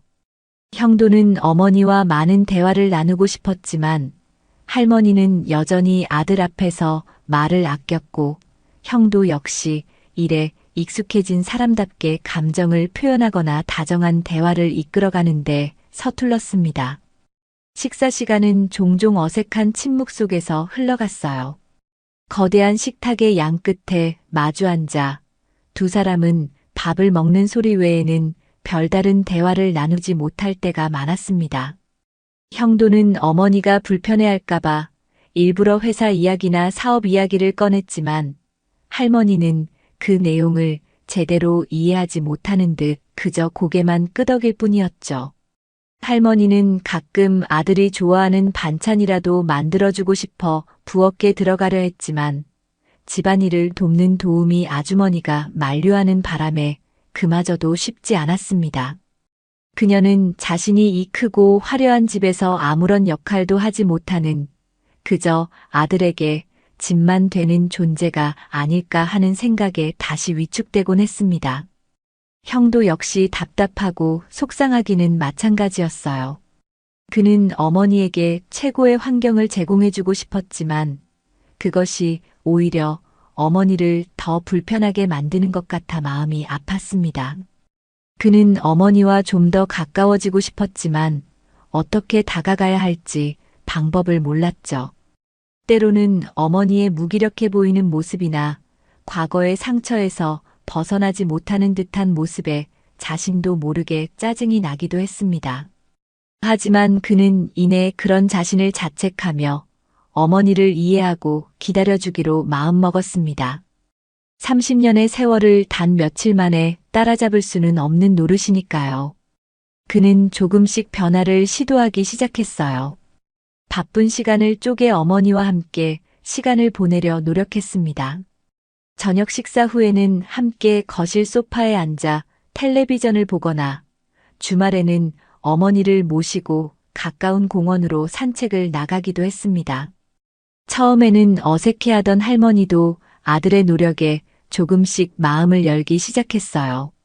그녀는 형도에게 어릴 적 그의 모습이나 좋아했던 음식 같은 소소한 기억들을 조금씩 들려주었고, 형도는 그런 어머니의 이야기를 경청하며 잃어버렸던 자신의 어린 시절을 되찾아가는 듯한 기분을 느꼈습니다.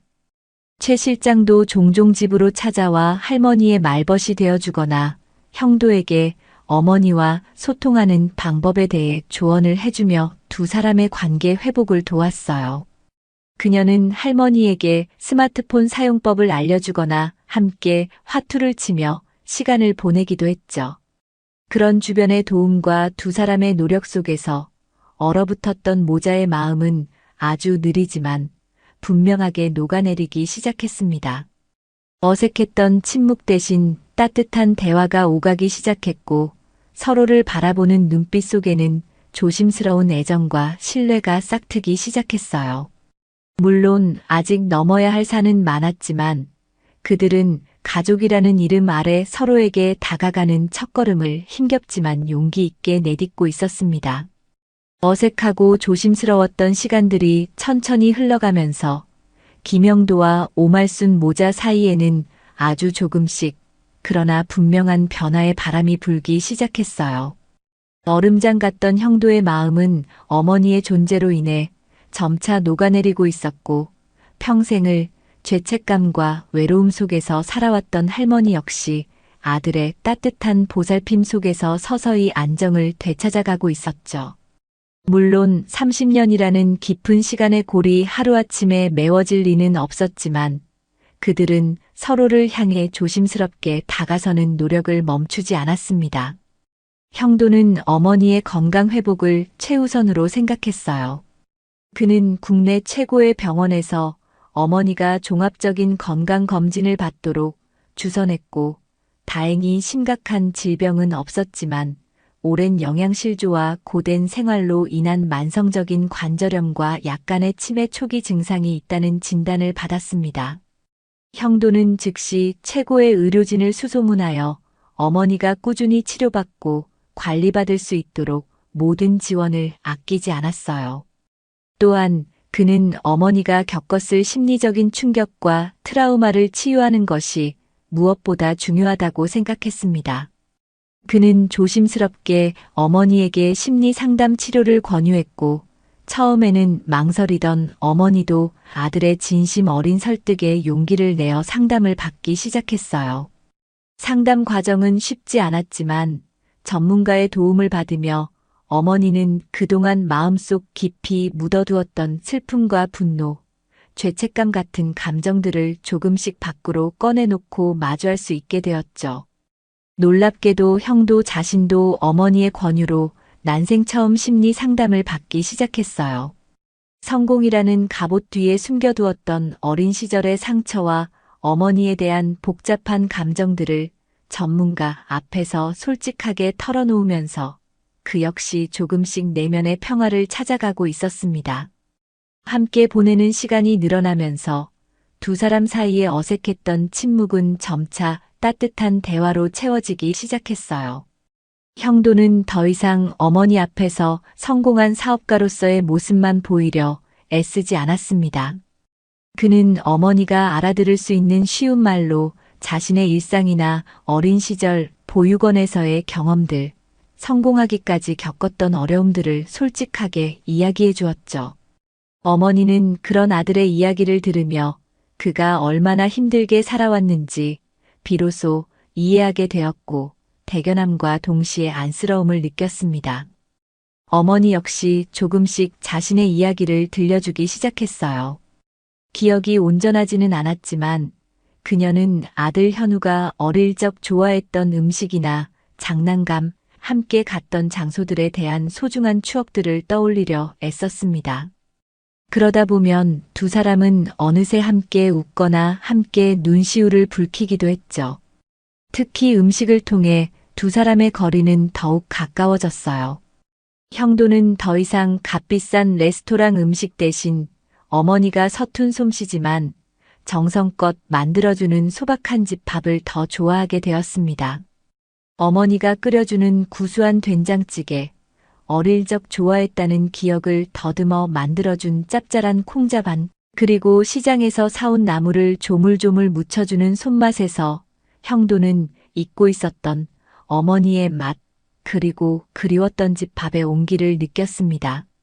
그는 어머니가 해준 음식을 맛있게 먹으며 어머니, 정말 맛있어요. 어릴 때 먹던 바로 그 맛 같아요라고 진심으로 말했고, 그럴 때마다 어머니의 얼굴에는 소녀처럼 수줍은 미소가 환하게 피어났어요. 그러던 어느 주말, 형도는 큰 결심을 하고 어머니에게 제안했습니다. 어머니, 우리 그 시장에 한번 같이 가보실래요? 우리가 헤어졌던 곳이요. 그의 말에 어머니의 얼굴이 순간 하얗게 질렸어요. 그곳은 그녀에게 끔찍한 악몽과 같은 장소였으니까요.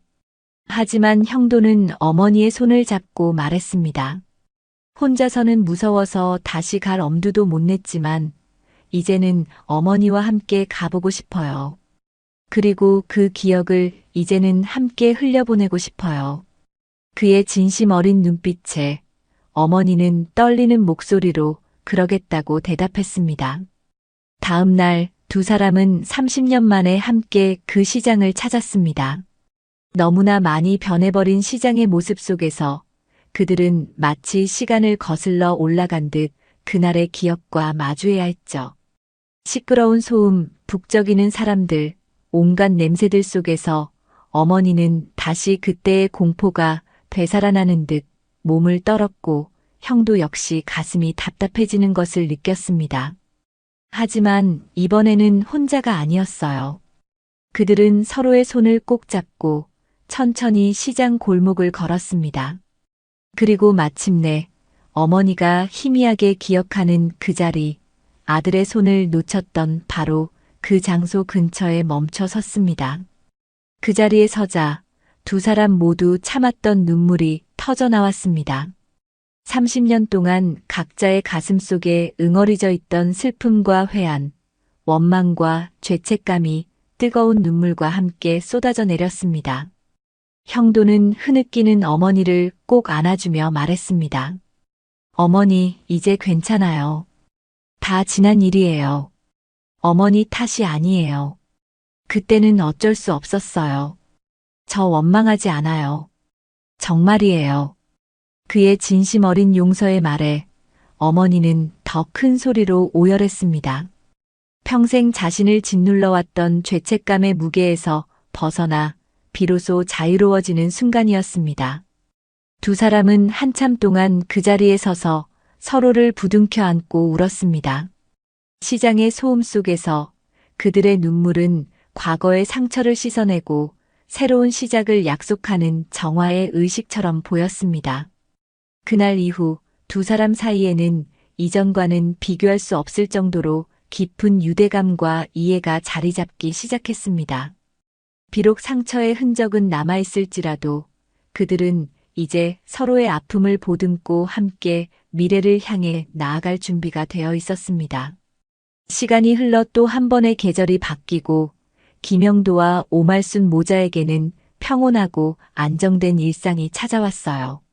어머니는 꾸준한 치료와 아들의 정성 어린 보살핌 덕분에 몰라볼 정도로 건강을 회복하셨죠. 아직 가끔씩 기억이 흐릿해지거나 과거의 슬픔에 잠길 때도 있었지만 이제 그녀의 얼굴에는 깊은 그늘 대신 따뜻하고 온화한 미소가 더 자주 머물렀습니다. 그녀는 더 이상 펜트하우스의 화려함에 위축되지 않았고 집안일을 돕는 도우미 아주머니와도 스스럼 없이 어울리며 소소한 즐거움을 찾아갔어요.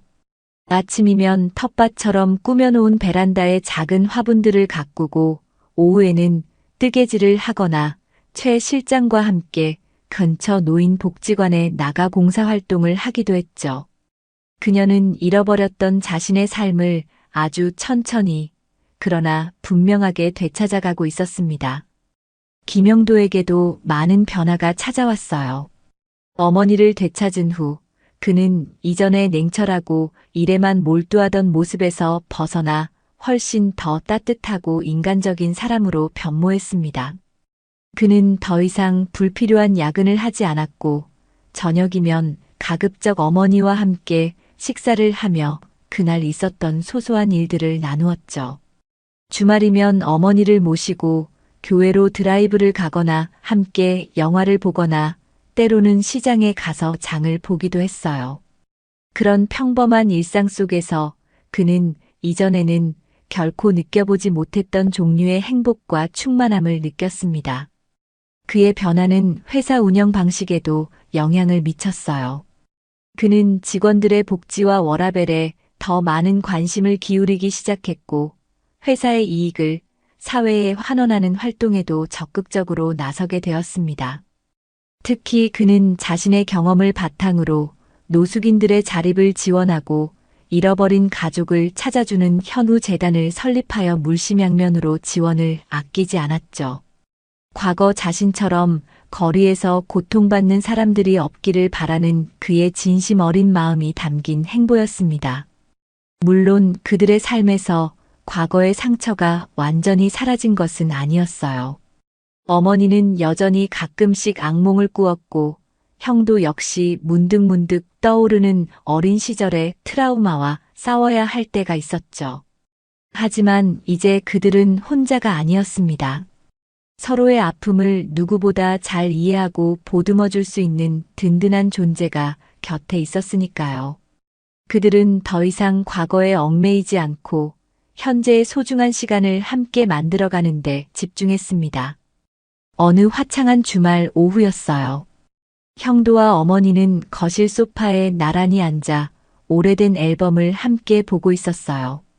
앨범 속에는 형도의 어릴 적 사진들과 그리고 형도가 어머니를 다시 만난 이후 함께 찍은 사진들이 나란히 담겨 있었죠. 어머니는 이제 제법 또렷해진 기억으로 사진 속 장소와 사람들에 대한 재미있는 이야기들을 들려주었고, 형도는 그런 어머니의 이야기를 들으며 미소 짓고 있었습니다. 어머니, 이 사진 기억나세요? 저 5살 때 어린이날 선물로 로봇 사달라고 졸랐는데 어머니가 대신 예쁜 색연필 사주셨잖아요. 그때는 로봇 아니라고 엄청 실망했었는데 지금 생각해보니 그 색연필로 그림 그리는 걸 제가 참 좋아했던 것 같아요. 어머니는 형도의 말에 환하게 웃으며 대답했어요. 그럼 기억나고 말고. 우리 현우가 그림에 소질이 있었지. 특히 동물 그림을 잘 그렸는데 호랑이를 어찌나 늠름하게 그리던지. 두 사람은 그렇게 한참 동안 추억 이야기를 나누며 웃음꽃을 피웠습니다. 그때 어머니가 갑자기 아주 낮은 목소리로 옛날 자장가를 흥얼거리기 시작했어요. 아주 어릴 적 형도가 잠 못 이루는 밤이면 어머니가 늘 불러주시던 바로 그 노래였습니다. 세월의 흔적이 묻어나는 어머니의 나지막한 노랫소리는 형도의 마음을 편안하게 감싸주었습니다. 그는 가만히 어머니의 어깨에 머리를 기댔습니다. 어머니의 체온과 익숙한 자장가 소리 속에서 그는 마치 어린 시절로 돌아간 듯한 깊은 평온함과 안도감을 느꼈습니다. 30년 넘게 그를 괴롭혔던 마음속 깊은 공허함이 마침내 따뜻한 사랑으로 채워지는 순간이었습니다. 창밖으로는 따사로운 햇살이 거실 안으로 부드럽게 쏟아져 들어오고 있었어요. 잃어버렸던 시간을 되찾고 상처를 넘어 진정한 가족으로 거듭난 어머니와 아들. 그들의 이야기는 세상의 모든 아픔과 슬픔 속에서도 희망은 존재하며 진정한 사랑은 그 어떤 시련도 극복할 수 있다는 것을 보여주는 듯 했습니다. 앞으로 그들의 삶에 또 어떤 일들이 펼쳐질지는 알 수 없지만 서로의 손을 꼭 잡고 함께 걸어가는 한 그들의 동행은 언제나 따뜻하고 든든할 것입니다. 한 인간과 그의 어머니가 써내려갈 새로운 이야기는 이제 막 가장 아름다운 페이지를 펼치고 있었습니다.